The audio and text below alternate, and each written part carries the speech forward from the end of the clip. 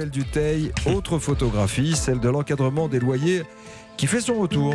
Oui, vous vous souvenez peut-être de la polémique que la mise en place entre 2015 et 2017 de cette mesure avait créée. Les propriétaires notamment étaient hors d'eux.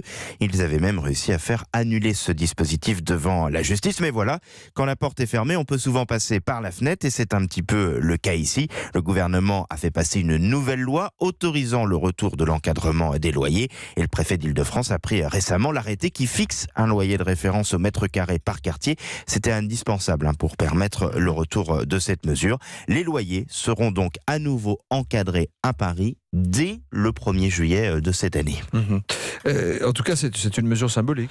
Oui, en effet, à Paris, où les prix à l'achat sont devenus complètement fous, c'est un signal politique extrêmement fort, ce dispositif d'encadrement des loyers. La mairie de Paris ne s'y trompe pas, mais attention, le gouvernement soutient totalement cette initiative. Au ministère du Logement, on parle d'une mesure qui permet de lutter contre le logement cher. Lille et Grenoble disent aussi être intéressés par une telle mesure. Les propriétaires, eux, hurlent toujours en disant que ça va raréfier l'offre locative. Oui, mais un marché locatif qui est loin de connaître les excès du marché de la vente. On n'est pas là. Ça, c'est vrai. Les prix des loyers sont même en recul. On l'a pas toujours en tête, mais en recul dans de nombreuses villes.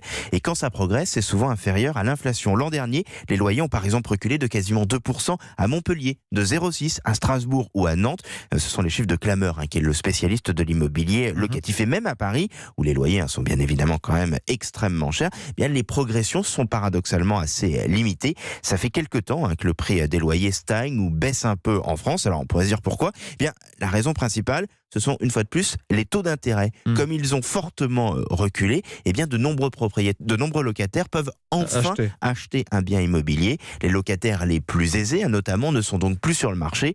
Moins de demandes. Et donc, des prix des loyers qui baissent, c'est assez logique. Le recul des prix est très marqué, notamment sur les grands appartements.